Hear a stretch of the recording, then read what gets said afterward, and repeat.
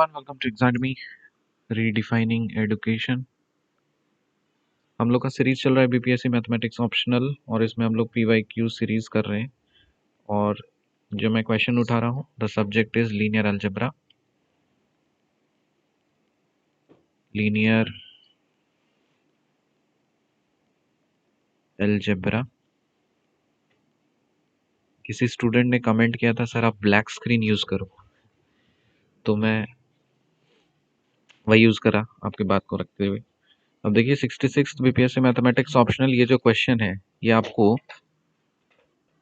46 में भी पूछा था सेम क्वेश्चन, 39 में भी पूछा था सेम क्वेश्चन, और 66 में जो पूछा है ये तो 25 मार्क्स के लिए पूछ लिया है, 25 मार्क्स के लिए पूछा है। एक सिंपल सा थ्योरम है, लॉ, वही चीज पूछ लिया गया है। तो मैं उस क्वेश्चन को लिखता हूँ, उसके बाद फिर हम उसको सॉल्व करेंगे। ये क्वेश्चन है 66 बीपीएससी मैथमेटिक्स ऑप्शनल का 1 का ए नंबर। क्वेश्चन है, if t mapped from u to v be a linear map, be a linear map and you be a finite dimensional, be a finite dimensional vector space,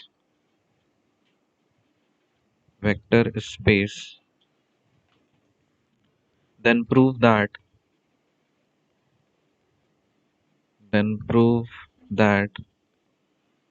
dimension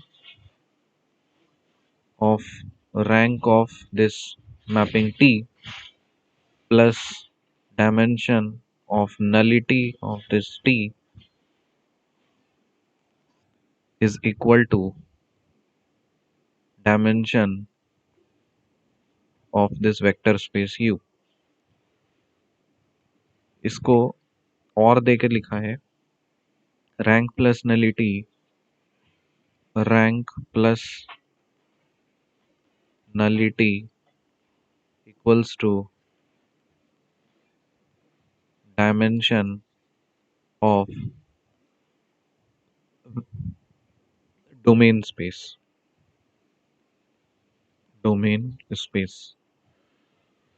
तो vector space हमारा you भी है और we भी, दोनों ही vector space है, लेकिन हमें पता है कि ये डोमेन होता है, ये कोडोमेन होता है। ओके, तो और क्लैरिटी के लिए आपको ये बता दिया कि जो यू है डोमेन स्पेस है, तो रैंक और नलिटी को जब हम ऐड करेंगे तो डोमेन स्पेस का हमें डायमेंशन मिलेगा।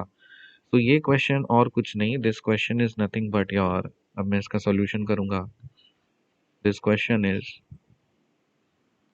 ये एक लॉ है जिसको हम लोग बोलते हैं सिल्वेस्टर लॉ। तो उसी सिल्वेस्टर लॉ को ही आपको याद करना है, क्योंकि एक बहुत पॉपुलर है और इससे हमेशा रिपीट होते रहते हैं। तो ये जो क्वेश्चन में दिया है, this is nothing but your Sylvester's law. Sylvester's law, ठीक है। उसी लॉ का हमें प्रूफ पूछा है, एक्चुअली सिल्वेस्टर्स लॉ का प्रूफ पूछा है। ओके, तो सिल्वेस्टर लॉ को शॉर्ट में हम लोग क्या बोल सकते हैं, rank plus this nullity is equal to dimension of u, या फिर और इसको एक्सप्रेस करने के लिए dimension of this rank of t plus dimension of this nullity of t is equal to dimension of u. तो शॉर्ट में आप ये रिलेशन याद रखेंगे और इस लॉ को सिल्वेस्टर लॉ बोलते हैं। अब यहाँ पे हम इसका प्रूफ देखेंगे। तो इसका प्रूफ क्या है, तो एक प्रूफ का एक पैटर्न है, उसी पैटर्न को आपको याद रखना है। तो कैसे स्टार्ट करेंगे, मान लेते हैं लेट को एक बेसिस बनाते हैं, लेट u1 u2 u3 से लेकर के um be a basis of n of t। Nullity का हमने एक बेसिस बना लिया, सो दैट कि जब हम इसका डायमेंशन बोलेंगे तो नंबर ऑफ एलिमेंट्स होते हैं। तो dimension of this nullity of this t is equal to what, mu of t ऐसे लिख सकते हैं। दिस इज काउंट करिए कितने एलिमेंट्स हैं, 1 से लेके m तक गए हैं, तो इसका डायमेंशन क्या हो जाएगा, m हो जाएगा। ये हमने एज्यूम किया है। ओके, तो सबसे पहले आप एक बेसिस बनाओगे इस नलिटी का। इसके बाद देन तब आपको क्या करना है, ये जो आपका हुआ बेसिस है तो इसका मतलब वो इंडिपेंडेंट होगा या डिपेंडेंट होगा, इंडिपेंडेंट ही होगा, क्योंकि बेसिस हमेरा हमेशा इंडिपेंडेंट होता है, ये हमें पता है, सीखा है हमने क्लास में। So this being linearly independent, linearly independent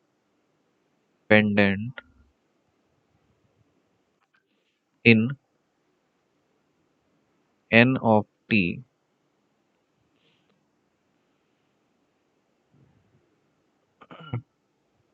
तो अगर ये आपका मतलब इंडिपेंडेंट है ना, तो this will also be and hence it will also be, it will also be linearly independent, linearly independent in u। ये तो u में भी इंडिपेंडेंट ही होगा, क्योंकि जो बेसिस बनाया तो उधर से ही उठाया है। thus we can extend, thus we can extend this basis to a basis, दूसरे बेसिस में हम इसको एक्सटेंड कर सकते हैं u के बेसिस में, क्योंकि नलिटी में जो हमने उठाया है वो इंडिपेंडेंट है, तो जाहिर सी बात है इससे हम u के बेसिस को भी हम लिख सकते हैं। सो एक बेसिस बना लेते हैं, अब एक्सटेंड कर रहे हैं हम, ठीक है। u1 u2 से लेकर के um तक तो था ही, साथ ही साथ आगे बढ़ जाते हैं। इसको अगला टर्म क्या हो जाएगा, um+1 हो जाएगा, फिर um+2 हो जाएगा, और इस तरह से करते करते लेट से हम पहुंच रहे हैं। और ये अज्यूम कर रहे हैं कि n का जो u का जो डायमेंशन है वो n है, तो ये किसके लिए किया हमने, फॉर u कर लिए। तो अगर ये किया है तब ये जो डायमेंशन हमने नलिटी का जो निकाला है n ऑफ t का, शॉर्ट में इसको म्यू ऑफ टी लिखते हैं, तो इसका डायमेंशन कितना है, m है, क्योंकि m एलिमेंट्स थे n के बेसिस में, n ऑफ t के बेसिस में। और जब हम इसको एक्सटेंड कर दिए n तक, तो डायमेंशन ऑफ u क्या बोलेंगे, ये number of elements in that basis which is nothing but n। समझ में आई बात। तो हमने डायमेंशन ऑफ n और t को रिप्रेजेंट कर दिया m से, और डायमेंशन ऑफ u को हमने रिप्रेजेंट कर दिया n से। यहाँ तक आपको एक तो करना ही। अब इसके बाद we shall first show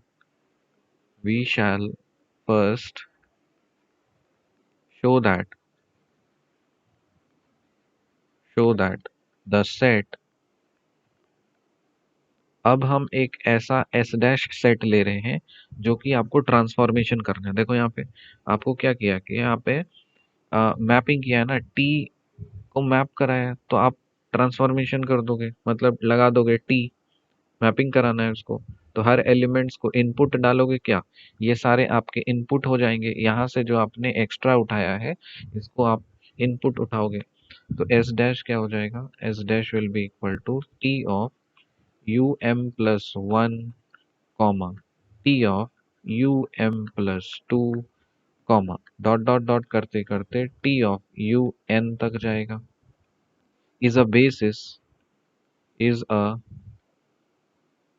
basis for r of t, for r of t. मतलब अब हम क्या कर रहे हैं, अब हम रैंक का हम लोग बेसिस निकाल रहे हैं, ठीक है। तो ट्रांसफॉर्मेशन करके ही हमारे पास मिल जाएगा। Since since s is a basis, s is a basis for u, so each vector, each vector u belongs to capital U can be expressed, can be expressed as a linear combination, as a linear combination। u को हम क्या लिख सकते हैं, उसके elements आप उठा लो, scalar उठा लो। सो a1 u1 plus a2 u2 plus dot dot dot करके am तक जाएगा, और फिर इसके बाद वाले टर्म्स में आ जाएंगे am+1 um+1 plus am+2 um+2 plus dot dot dot an लिख सकते हैं। इतना तो लिख ही सकते हैं, क्योंकि s क्या है, बेसिस है u का। तो जब बेसिस होता है तो उसके हर एलिमेंट जो u के होंगे, उसको उसके बेसिस के सारे टर्म्स के लीनियर कॉम्बिनेशन के टर्म्स में हम लिख सकते हैं। So that is why we have written like this. तो यहाँ से हमें u पता चल गया। u पता होने के बाद फिर और बोल सकते हैं एंड हेंस ईच वेक्टर जो आपका t ऑफ u है इन R T is given by is given by t of u कर दूं। t of u is equal to a1 t of u1 plus a2 t of u2 plus dot dot dot plus कहाँ तक जाएंगे इसको, a m plus one t of a m plus one plus dot dot dot last में a n t of u n तक पहुंच चुके हैं। ठीक है। अब आप ये बताइए, ट्रांसफॉर्मेशन जब आप करोगे ये सारी चीजें, तो आप, क्योंकि ये सब तो नलिटी का था, नलिटी का पार्ट है, मतलब u1 से लेके um जो है वो किसका बेसिस है, नलिटी का है ना। तो ये सारे चीज क्या हो जाएंगे, जीरो हो जाएंगे। तो zero plus dot dot dot dot करके M A M T U M तक जीरो हो जाएंगे। ठीक है, यहाँ तक जीरो हो गया। और उसके बाद ये वाला जो चीज है इसको हम लिख सकते हैं am+1 t of am+1 plus dot dot dot plus a n t of un। ऐसा इसलिए हो गया क्योंकि ये जो ui जो बिलोंग कर रहा है नलिटी को, ठीक है ना, कहाँ से कहाँ, i is equal to 1 2 3 dot dot dot dot करते करते कहाँ तक, m तक नलिटी को बिलोंग कर रहा है। ये u1 से लेकर के um तक सारी चीज नलिटी के बेसिस है। देखे ना, नलिटी के बेसिस को हमने क्या एज्यूम किया था, स्टार्टिंग में ही नलिटी के बेसिस को एज्यूम कर लिया था u1 से लेकर के um तक। ठीक। सो इसका जब हम नलिटी का मतलब ही होता है कि जब हम इसको ट्रांसफॉर्म करेंगे तो इसको जीरो आना चाहिए। तो ये सब हो गया, हमारे पास जीरो मिल चुका है यहाँ तक। तो यहाँ से हाफ पार्ट जीरो हो गया और टी ऑफ यू हमारा ये हो चुका है।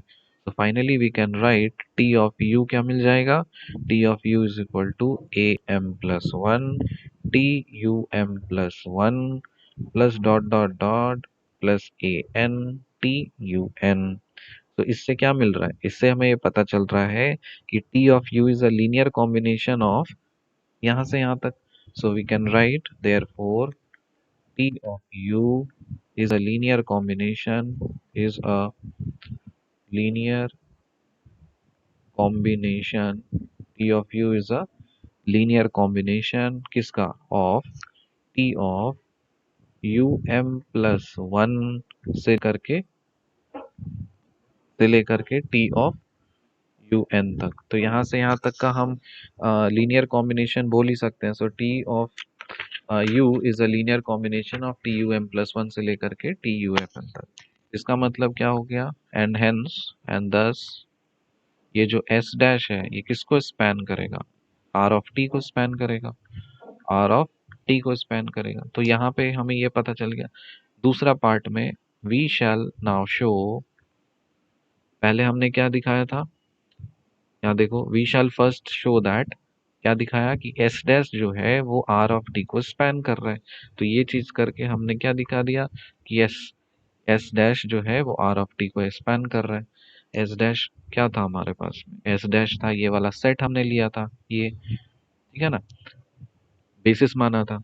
तो टी ऑफ यू सारे बेसिस के एलिमेंट्स के रेस्पेक्ट में हम लीनियर कॉम्बिनेशन के टर्म्स में लिख सकते हैं। सो दैट इज वाई हम बोल सकते हैं ऐसा। अब हम क्या दिखाएंगे, we shall now show we shall now show that the set S dash the set S dash is linearly independent,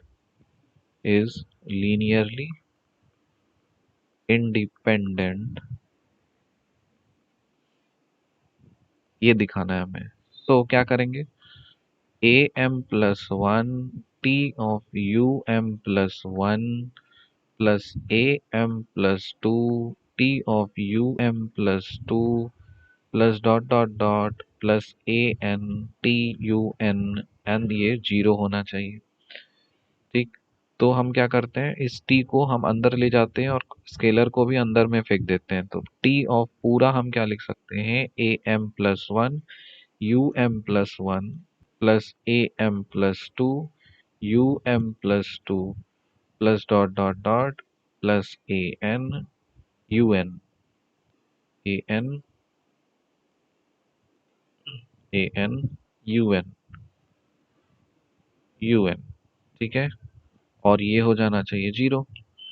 तो अगर ये हो चुका है जीरो, तो इसका मतलब ये अगर जीरो है तो a m plus one u m plus one किसको बिलोंग करेगा, नलिटी को बिलोंग करेगा। तो a m plus two u m plus two plus dot dot dot plus a n u n is equal to zero, sorry belongs to, ये हो जाएगा nullity. तो this will belong to nullity, क्योंकि transformation zero हो रहा है तो अंदर वाला टर्म किसको बिलोंग करेगा, this will belong to n of T.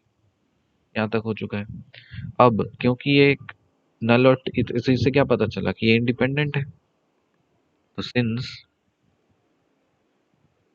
हमें ये भी पता है कि u1 से लेकर के u2, हमें तो इतना पता था कि u1 से लेके um plus one dot dot dot un, ये पूरा जो है ये क्या है, ये लीनियरली इंडिपेंडेंट है। क्यों, क्योंकि u का बेसिस है। This is linearly independent. Okay, तो अगर ये लीनियरली इंडिपेंडेंट है तब तब फिर हम क्या बोल सकते हैं, यहाँ से आप इसको आप लिख सकते हो ना। अगर ये लिनियरली इंडिपेंडेंट है तो हम दूसरा कोई स्केलर सपोज हम उठा करके लिखते हैं, क्या लिख सकते हैं, u one b one plus u two b two plus dot dot dot dot plus, और क्या हो जाएगा, ये सब बी एम, यहाँ तक लिखा। और मतलब स्केलर के कॉम्बिनेशन में जब आप इसको आप लिखोगे तो यहाँ से जो टर्म्स निकलेंगे वो सारे स्केलर्स क्या मिल जाएंगे, कहने का वही मतलब है, सारे स्केलर्स क्या मिल जाएंगे, इधर से जीरो मिल जाएंगे। तो यहाँ से हम उठाए हैं u1 से um तक bm उठा लिए, b1 से लेके यहाँ से यहाँ तक b1 से लेके bm, और फिर a1 से लेकर के an तक। तो सारे स्केलर टर्म्स जीरो हो जाएंगे, है कि नहीं। तो minus b one equals to minus b two equals to dot dot dot dot minus b m equals to am plus 1 equals to dot dot dot dot equals to an, and they should be equal to 0. So in particular ये सारे के सारे क्या हो गए, zero हो गए। सो A M हमें इससे मतलब है a m plus one a m plus two equals to dot dot dot dot equals to a n, and they should be equal to zero. इससे हमें क्या पता चला कि ये जो एस डैश का सेट है, सो दस this S dash is linearly independent